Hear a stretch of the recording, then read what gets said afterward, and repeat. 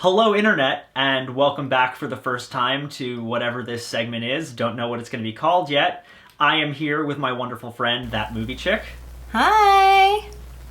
And for those of you who missed it, a while back on her channel, we did something similar to this with all of the Marvel Cinematic Universe films.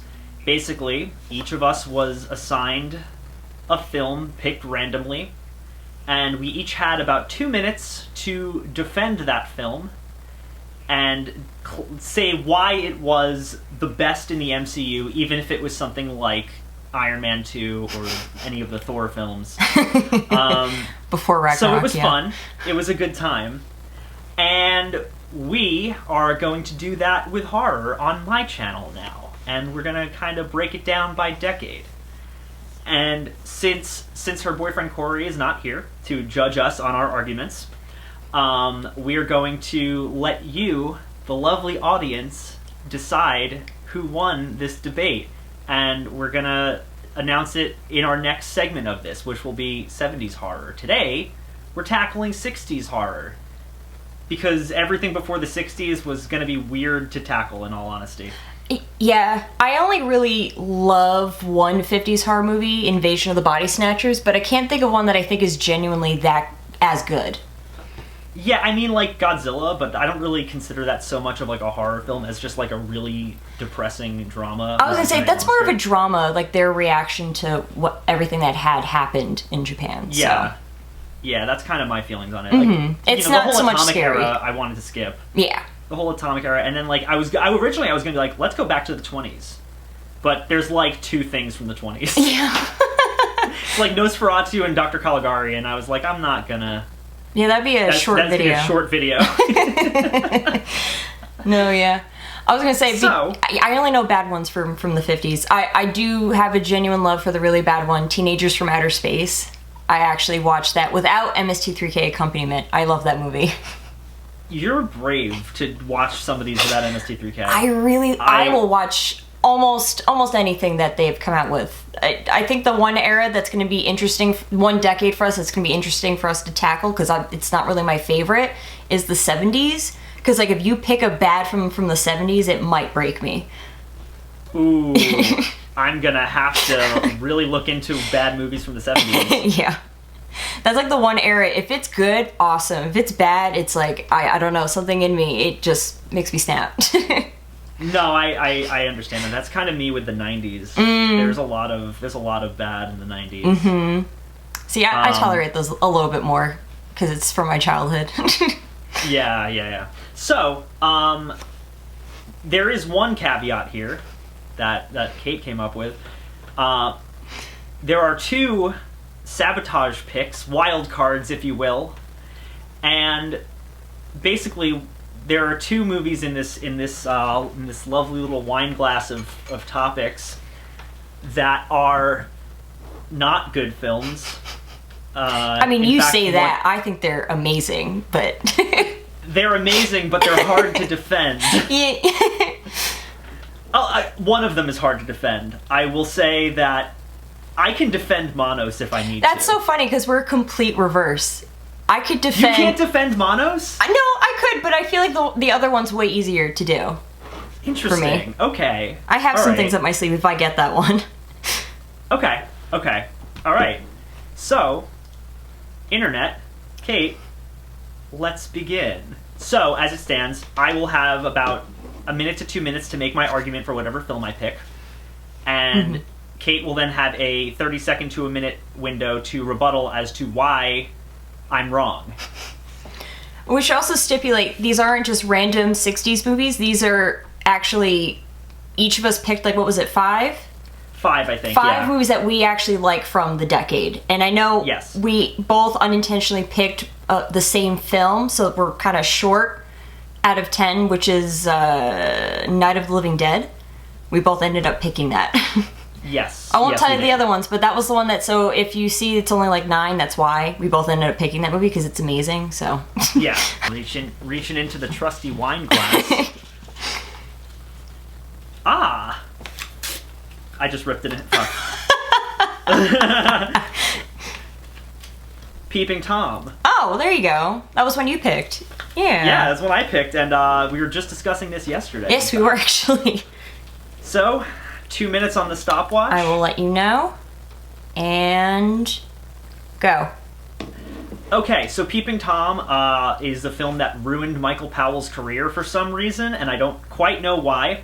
Because it came out same year as Psycho, and Alfred Hitchcock had, his career bolstered by Psycho. In my opinion, in my hot take, Peeping Tom is the better film. It's a really inventive slasher with a really unique killer, with a really unique weapon. It's kind of a slasher giallo hybrid in a way, and like with the British sentiment. And I really appreciate that.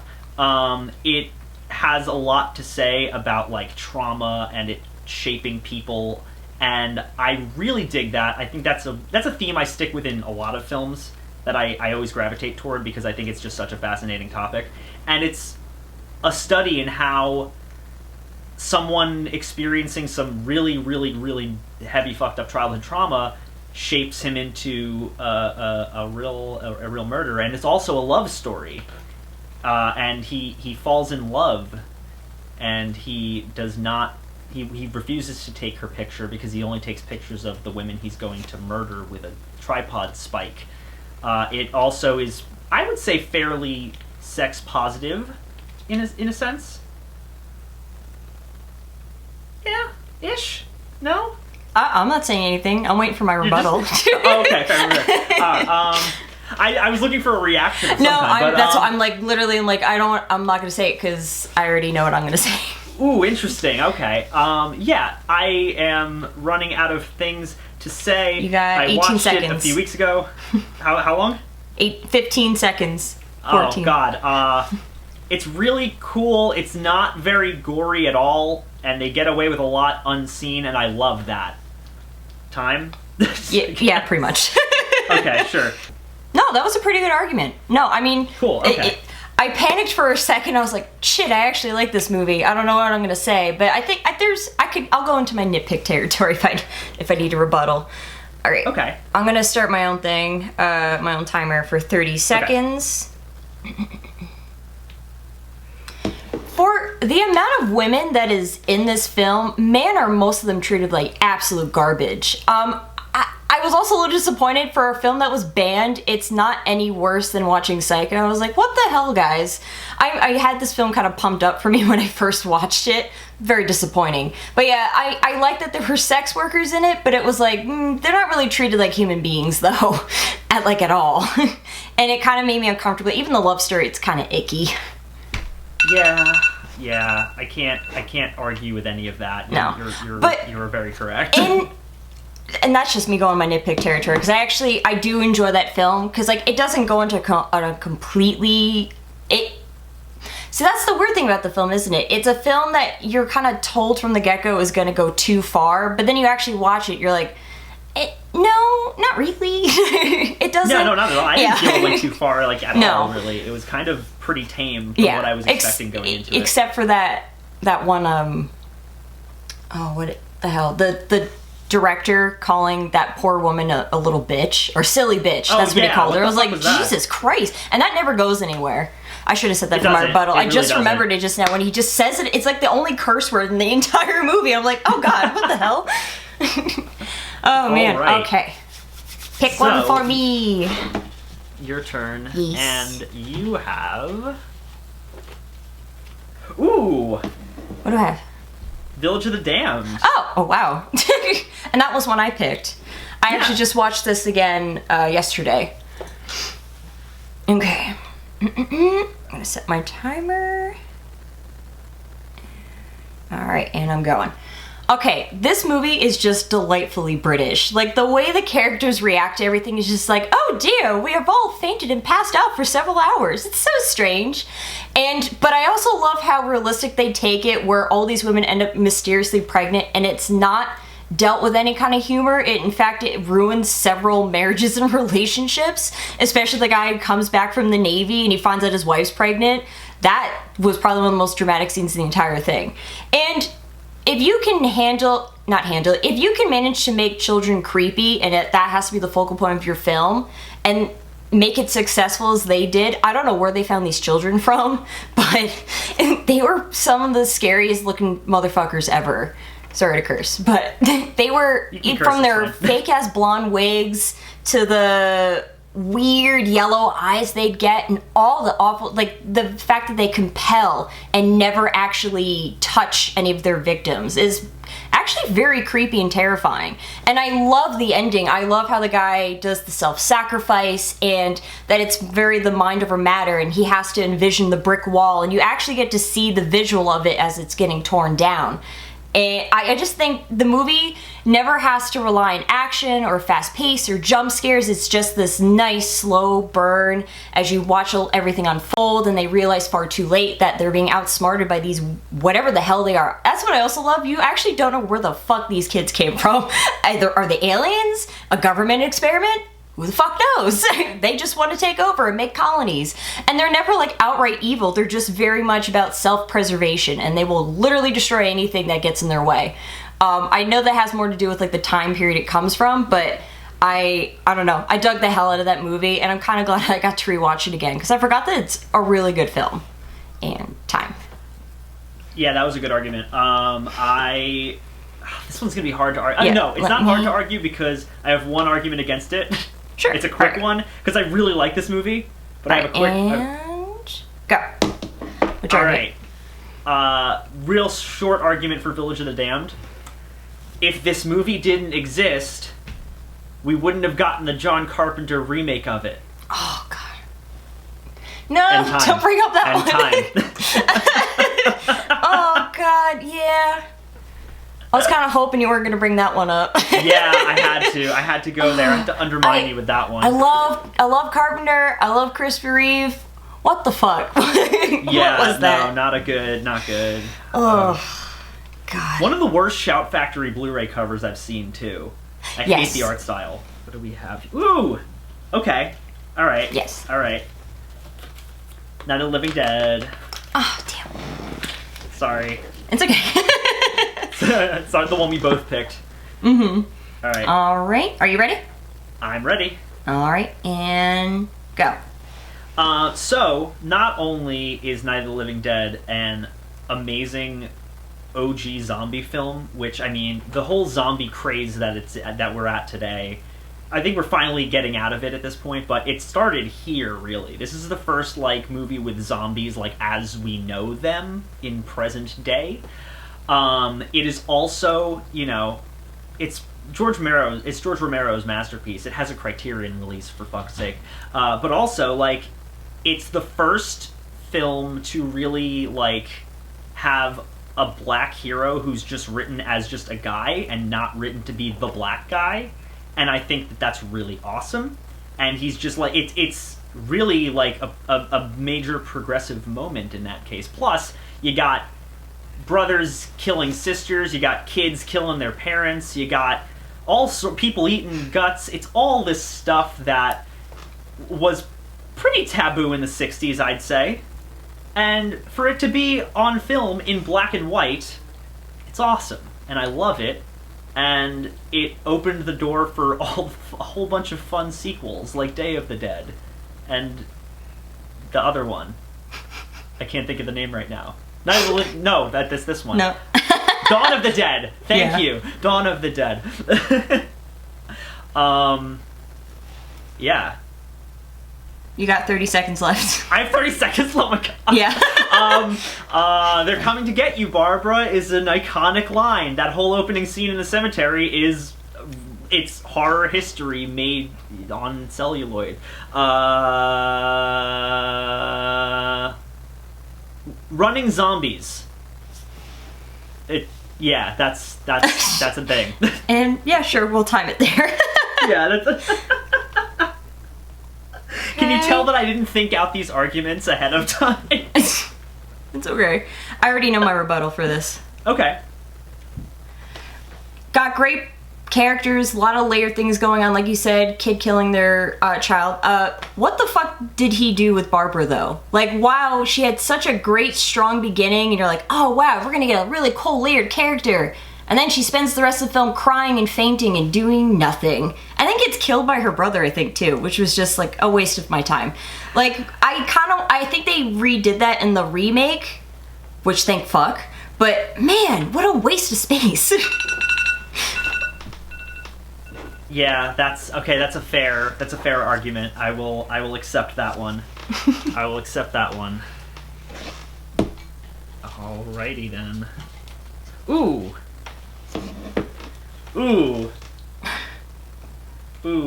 What? It's time. Oh, okay. Which one is it? Oh no, it's not time. Never mind. Oh. That was another one of your picks. What the hell? I couldn't read my own handwriting for a second. I thought it was something else. Which one is it? Hey, it's Kate's turn. Frankenstein created women. Woman. Woman, yeah, that's it. I know. It's like the dumbest title you ever heard of, but... Yeah, I wrote it down wrong. Yeah. Frankenstein created woman. Okay. Alright. Frankenstein created woman. And I'm starting the timer. This is my favorite Hammer film of all time. It has everything you could want. It has Peter Cushing. It has a female serial killer. You got your word on dead business going on in there. And just... the movie's so much fun, and it's to the point that I always wondered if the creator from Penny Dreadful borrowed from this because of the way that he wrote his Bride of Frankenstein as like a crazed serial killer who hates men. It pretty much harkens to this film. If you love that storyline, you are going to love this movie. I don't even know how else to like really explain it. I mean, you just get to watch Peter Cushing act like a crazy lunatic for most of the film, and is so obsessed with making like Frankenstein's monster, and then his fucking assistant gets like murdered because everyone thought that he had like sexually assaulted someone or whatever. No, murdered his girlfriend's father. That was dumb. But I mean, dumb that everyone actually believed that, which is great because then it just makes her all pissed, and then she gets resurrected, becomes a serial killer slash sex worker to then track down men to kill them. It's just a lot of fun, especially if you are a female like me who loves horror and you just want to watch a bloodbath with this girl just go completely apeshit on everyone. That's one of the main reasons I love it. That and Peter Cushing being amazing. And he will always give 100% with whatever role he has. And I'm pretty sure he's played every famous literary character known to man in most horror films. Or Hammer films, really. But yeah, that's really why I love it, because it also just constantly reminds me of Penny Dreadful, and that just in that one vein with Billie Piper's character, that's exactly what it makes me think of. And yeah, I'll call time on that. Yeah. Okay. Oh, I have a weak sauce argument for this one. It's not even an argument. Oh god. All right. It's fun. It's a fun movie. It is. Okay. Go. All right. I can't really argue against any of that. I can really just say that I was immensely distracted by the fact that it was Peter Cushing. And the whole time I was just watching going, oh, he's been in everything. It's Peter Cushing. I can't take you seriously because it's Peter Cushing. That's it. That's my argument. Wow, I really had nothing. That's it a was pretty too much fun. argument. I mean, you kind of like, if you're buying a movie with him in it, you're expecting some Peter Cushing. Yeah. I guess I was just expecting, like, well, then also, I mean, like, I didn't know he was in it leading up to it, so. Oh, really? No. Oh, that's funny. I had never heard of this one before you put it on your list. Oh my god, it's my favorite Hammer film. I know, really? No one ever talks about it. Yeah, it's my favorite one. It's just because it has it. Most of the other Hammer films have, like, the woman with the heaving bosom, and she doesn't really do too much except maybe get harassed by Dracula or a werewolf or whatever. This is the first one where the girl gets resurrected and just wrecks shit. Like, she just wrecks house, murders everyone, doesn't... And oh, I forgot, she also keeps the head of her boyfriend around with her, and it talks to her. I forgot about that. Yeah, I couldn't... That movie's just crazy, that's why I love it. It's too much fun. Yeah, it's so much fun. I love that movie so much. I do have to applaud the fact that you just used the phrase heaving bosom in a normal sentence. That's really funny. Well, you know what I'm talking about, where they're wearing period piece clothing, but it's just 60s low-cut dresses and the big, like, beehive hair. Yeah. Oh, so funny. That's why I love Hammer films. That's very fair. All right. Round 3. This one's one of yours, but I will accept it. Rosemary's Baby. Oh, thank God, because I didn't get to rewatch that one, so I would have struggled. This is going to be kind of a hard one for me to defend because Okay. fuck Roman Polanski. Yeah. All right. Okay, here we go. And go. Okay, Rosemary's Baby is truly an iconic horror film. I mean, it's one of the first, like... I don't know if it's one of the first movies to go into, like, the whole, like... hysterical woman not being taken seriously, but should be because she's fucking right thing. Is it one of the first? I'm not sure. But it's definitely one of the most iconic, I would say. Yeah, I would say one of the most iconic. And you have a brilliant performance by... Oh my god, what is her name? Help me. Mia Farrow? Thank you, Mia Farrow. Oh my god. That was bad. It's okay. Yeah, it is a bit of a slow burn. Some would say boring. I say excellent. I do really applaud, like, the way this movie essentially gaslights you as a viewer, and the way that Rosemary's being gaslit by, you know, everyone around her because they're all in a satanic cult. And I think that the ending of this movie is pretty haunting, I would say. I think it's, like, there's something really horrifying about realizing that everyone in your life around you is somebody you can't trust. And I mean, I experience that on a daily basis because I have anxiety. And so, Fair. like, maybe this movie added to that, I don't know. But it's well done, and it's also one of the only horror movies to ever get Oscar recognition, so... Also Carrie. Oh, no, I mean, there are other ones, but I'm just saying, like, this is up. I think it's like one of the first, yeah. Yeah, one of the first and one of the few, because there haven't been many, but this one got Oscar recognition, and I love that. I love when horror gets, you know, the attention of the Academy. Oh, yeah. And if it wasn't for Roman Polanski, I would like this movie a lot more. And time. Yeah. Okay. That was a more well put together argument, I think. It was. You lost me there in the middle when I could feel your seething hatred, but... To be fair, I actually don't love Rosemary's Baby. I actually do think it is a little overrated. Just in the sense that, like, it is very long-winded, and I do think it could be a little shorter. Yeah, it should not be 2 hours long. Like, it should not. Not at all. Agree. I do agree with that. In fact, I'm starting my rebuttal now. I do agree. Even though I think I love slow burn movies, you know I do, and the psychological horror, especially with female characters. But yeah, it's 2 hours. It's over 2 hours long. Like, no, you don't need that. That can make the padding and pacing awful. Also, fuck this movie because of it, we have pieces of shit like Astronaut's Wife. Also, fuck Roman Polanski. That's damn okay. Well done. Well done argument. Round 3, Kate's turn. Is one of us finally going to get one of the bad films? Ooh. Is it? Not one of the sabotage picks. Oh, but okay. I'm very happy that I picked this one for you. Carnival of Souls. Okay. Alright. Alright, you ready? Yeah. Okay. Carnival of Souls. I really actually love the premise a lot. I love the opening scene, especially because at first you're like, okay, that kind of began abruptly, like they're just gonna race these girls, and then they immediately die.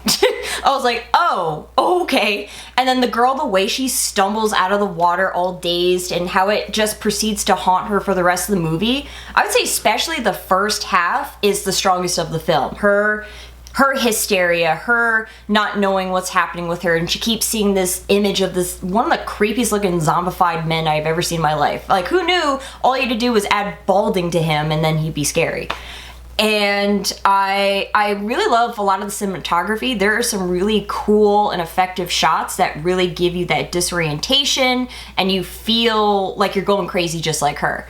And one of the few films I've seen use an appropriate use of an organ, because most times it's like usually the worst parts of a movie because it's one of the most unpleasant sounds of an organ, and the film knows that, so it uses it to its detriment, where it's like, no, that we're gonna actually use this to be unsettling and unnerving and catch your attention and freak you out with it. So I actually really like that a lot. And I really like the main actress too. Like, for what she gets, she sells me on it. Like, you watch her just slowly deteriorate from someone who seems like a rather normal functioning human being, but you can tell there's just something there on the edge, and then you just watch it slowly and slowly unravel, and you feel really bad for her too. Oh man. And I actually like a lot of the supporting cast. I like the therapist. I thought he was kind of interesting. I liked her landlady. She was so nice and a little kooky. And yeah, I think it's for what it is, especially for an early 60s film. I think it had a great potential. Time. Okay. I don't want to fight you on this one. I love this movie. It's in my... Okay, before I get to my rebuttal, I will say I feel that it is wildly ahead of its time. Oh, you can tell it inspired a lot of future directors. Oh, yeah, definitely. And, like, honestly, it kind of feels like something A24 would release nowadays. Yeah, but with better dubbing. Right. Alright, I'm gonna shit on one of my favorite 60s movies. Here we go. And go. So, Carnival of Souls, as much as I love it, it is essentially an extended Twilight Zone episode.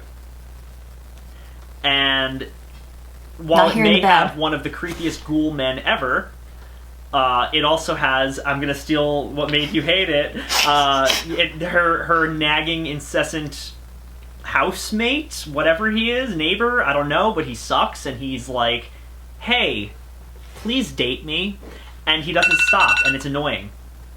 Yeah.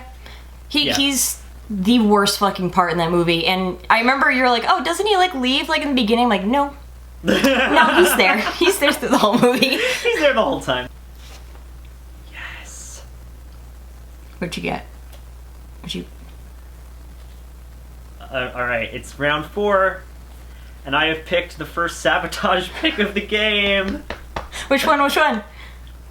Manos, the Hands of Fate. Alright, you ready to count me in? Alright, and go.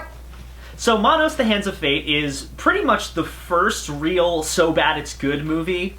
This movie's a mess. It is pretty much incomprehensible, from the like repetitive dialogue where people just say the same line ad nauseum, to the 20-minute opening driving scene, to cutting to a random couple making out on the side of the road several times, to my husband Torgo, a man with giant knees. It's incredible, and I love it. It also gave birth to one of the best Mystery Science Theater 3000 lines ever, where the line is, why does every shot from this movie look like someone's last known photograph? And that sums it up pretty nicely. There's about a 10-minute scene where the Master's wives all argue with each other and then wrestle, and there's no reason for it to be in the movie, but it's there, and it's part of this film's charm. It's one of the worst films ever made. It's also one of the best worst films ever made, and I love it. It's very stupid and very over the top, and somehow also boring, but in a funny way. It's short. It's short, and you have Torgo again. Torgo is my man. He has enormous knees. They're so large, and he speaks as though he is in the middle of an earthquake. And it's very funny. Is that about time? Yeah, it's about time. Okay, cool. Okay. Because I know I can't just say, oh, movie bad, because, I mean, yeah, of course, movie bad. It's Manos. But I do have a rebuttal. Okay. Everyone always, I've seen even as of late on Twitter, where it's like, oh, you shouldn't hate on bad films. It's always made from the heart by good filmmakers. This is one of those cases that you don't have to feel bad for hating on the film, because it's made by a goddamn salesman who made a movie on a bet and tricked an entire town to get in on the movie with him, making them believe that he was making a film like that was gonna get all of them like megastars, especially Torgo, who was dealing with mental illness and drug addiction, ended up killing himself after the horror of this film. Damn, that's depressing. Kate's pick is, drumroll, The Haunting. Oh, okay. I got to rewatch the first half of it, but I think I remember a fair amount of that film. It's been a while. Yeah. I do like the movie though. It's a good movie. It won't be too hard for me. But I'm not gonna remember anyone's names in it. I just remember the main redhead is from the James Dean movie East of Eden, and that's all I can remember about her. All right. Alright, and this is one of the best slow burn psychological ghost stories I think I've ever seen. Most, especially haunted house stories, can either be very slow and mundane, like the Amityville Horror I think is an overrated movie. It doesn't have scares. This is constantly, I think what helps is you're constantly in her head. You get to hear her thoughts, how she's feeling about something. You get an insight into her troubled home life, that she's definitely someone who suffers from mental illness and it runs in the family. And almost like how you kind of watch her struggling to come to terms with that as well.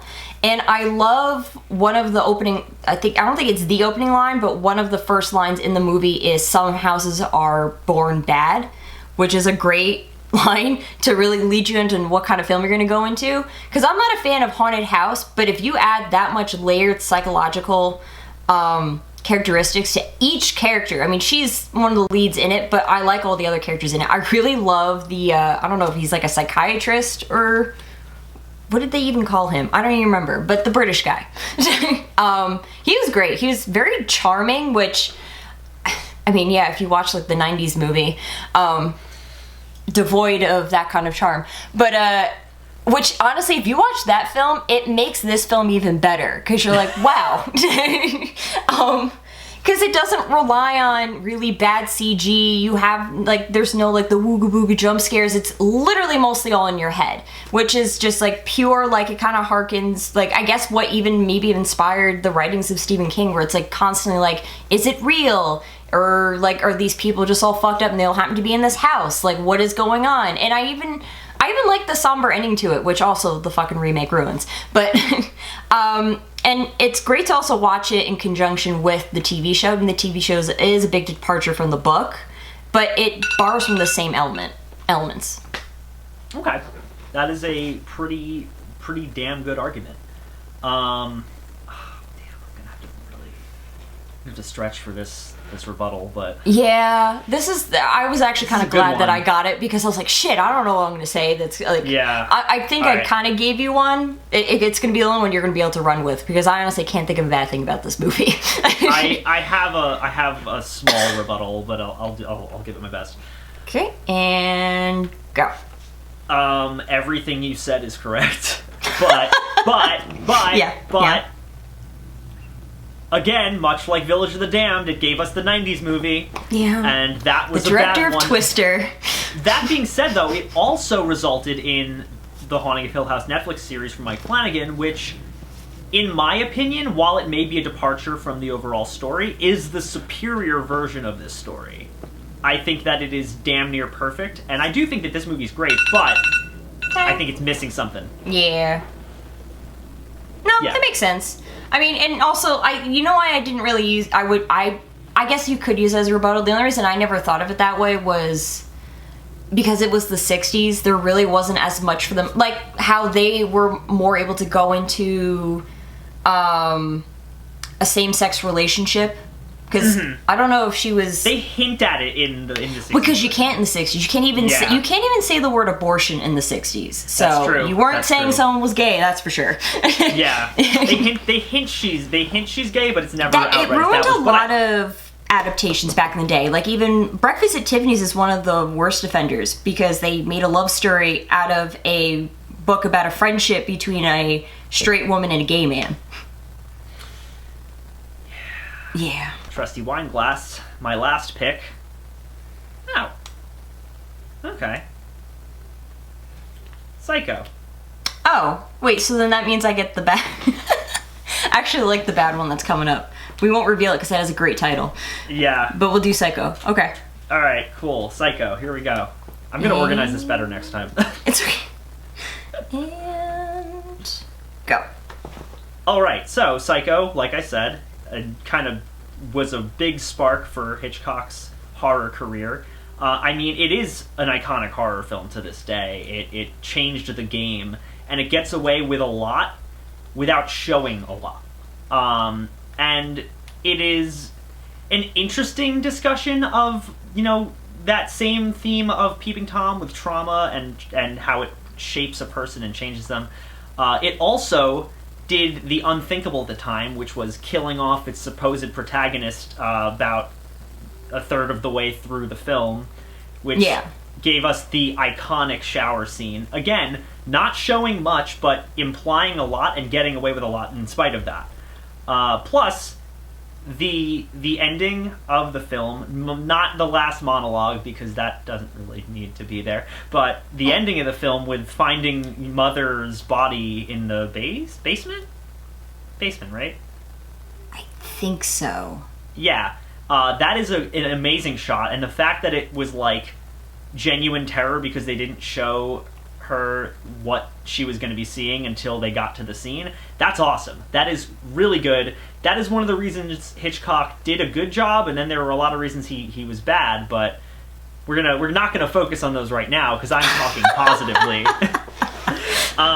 Yeah, I mean, you know, everyone, Psycho is so ingrained in the zeitgeist and so ingrained in the horror scene that everybody knows just all the details about it, even if they've never seen it. And it truly is iconic for that reason, and I have to applaud it for that. It is a very well done film.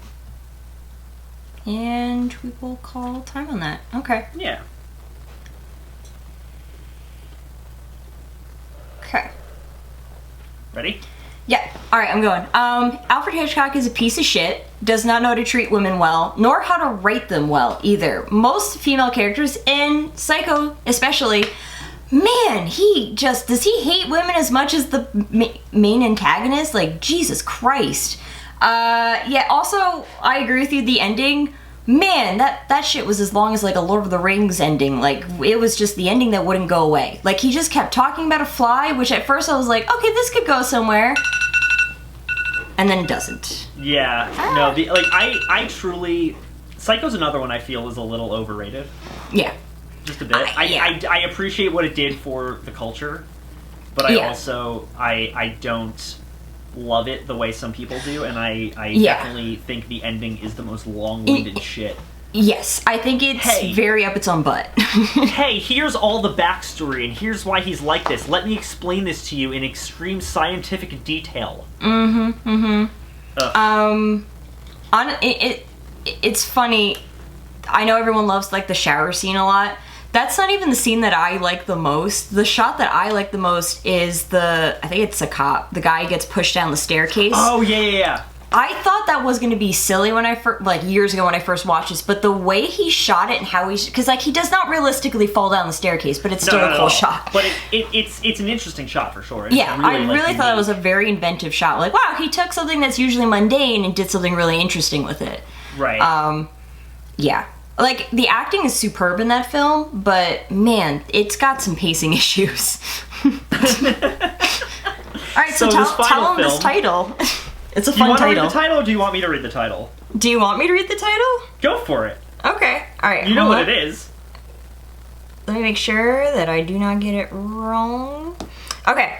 It is, and you'll know it if you are an MC3K fan, The Incredibly Strange Creatures Who Stopped Living and Became Mixed Up Zombies.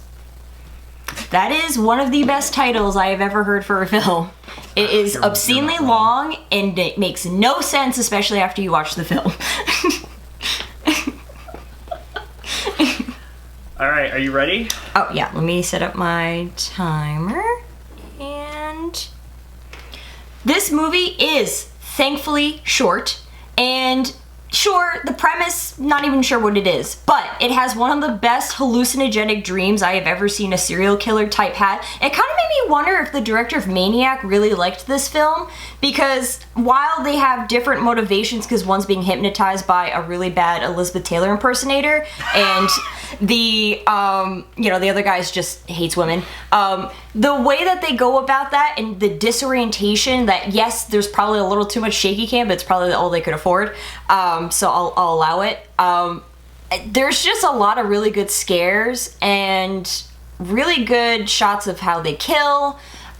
You know what? They do with what they can. You can tell there's almost no money going into this film. And I think for what they have, they pull it off really well. They have like a really great voodoo style serial killer storyline going through. I mean, you could argue it contradicts itself a lot. Like, I don't understand what the plot was, but it honestly doesn't matter at this point because the movie just goes completely off the rails. And yes, one could argue the third act goes nowhere and it needed those rails desperately, but I really love the second act a lot. It's really strong. It almost deserved to be in a better indie 60s film. But yeah, even with the Elizabeth Taylor impersonator, I thought she was a lot of fun. I don't know what the fuck was growing on her face, but she was a lot of fun. I liked her a lot. She was a great villain. She made no sense whatsoever. I had no idea what her motivation was, but it honestly didn't matter. She was just there to cackle and call everyone filthy pigs over and over again. And also the guy who looks like Nicolas Cage, who's a serial killer. I love that. I love that he looks like Nicolas Cage, but I wish he had the energy that Nicolas Cage would have brought to that role. I wish, you know what? Why don't they just remake it with Nicolas Cage? They should just remake the movie. Oh, I would watch that. Alright, and I'm done. Okay, I would watch that. Yeah, okay. If he fucking came out and said he was remaking that film, I'd be like, I'm there. I would be here for that. Alright. Let my me rebuttal time. set you up. Alright, last rebuttal of the video, and go. So where are the mixed up zombies in this film? There are none. There are people who get hypnotized. They're there in the end. They're kind of there. Yeah, I mean, there are about 16 subplots that go nowhere in this film. There is more burlesque dancing than there is killing. And really bad burlesque dancing. This is one of the films that I would say is actually difficult to watch without MST3K. You're nuts for doing that. I'm sorry, but like that is absolutely heinous. There is a lot of burlesque dancing. There's so At much least burlesque. One of the routines ends with someone getting stabbed in the face. It's like there's so much burlesque dancing in that movie. It's almost and not it has even burlesque, nothing to do with anything. At one point, it becomes like a scene from Dirty Dancing. They're just like ballroom dancing for no reason, and I'm like, well, oh, okay. She was stripping her clothes at one point. Now she's just waltzing. It feels like the great. director just wanted an excuse to film women dancing. Yeah. That's the whole movie, Yeah. and I didn't get it. And I would argue those I don't know why they were strange creatures, but or maybe that one henchman she had. I don't know why Maybe? he had some weird prosthetics going on, and I didn't understand why he had to have prosthetics, but I'm like, is that just like what happens when she makes you into a mixed up zombie? But then she never does anything with them, she just keeps them in her closet. Yeah. And then they just break out and kill her. It's great. If you have mixed up zombies, what are you going to do with them? Put them in the keep closet. Put them in your closet. Yeah. Where they belong. Anyway, Internet, that was this first episode. Like I said, I promise I'll get more organized with this in the future. Honestly, like, I think with future videos, if either Corey or Shannon is here, like, we'll have an impartial third party instead of having the audience decide for us, or we can have the audience decide for us. I don't know, but it would help to have a third party to at least pick stuff out for us, so I'm not picking out of a wine glass. Anyway, point is, if you like this and you want to see more of these, we're going to be doing them by decade, probably every 2 months or so, give or take. Yeah, something Just like give that. us time to watch all the movies. Yeah, and also, leave comments below saying who you thought won each round, because I'm very curious, and then I'll tally them all up and I'll let you know in the next video who the definitive winner was. It was probably Kate, because honestly, I did not have these arguments well thought out at all. And, I honestly did, and I just came up with them on the fly. I mean, I got to do better next time. I know how to bullshit. 70s are going to be real interesting. So. Oh god, yeah. I can't wait to see because we're both. I picked the bad films for this round, but we're gonna both each pick one bad film. Yes. So. I was not familiar enough with the 60s to pick two bad films. So. I only knew them because of MC3K. That's like a feeding That's ground fair. for them, so... I've got some good ideas for the 70s, so I'm real excited to tackle those. Anyway, Internet, thanks so much for watching. You should go over to Kate's page, That Movie Chick, and give her a subscribe if you're not already. She's really good. She does really cool, in-depth analyses on, retro movies and retro TV. There's a lot of Xena stuff going on right now. Oh, yes. And you should check out her Patreon. You should check out my Patreon. Like, comment, subscribe, all that fun stuff. Hey, thanks for watching. We love you. Goodbye.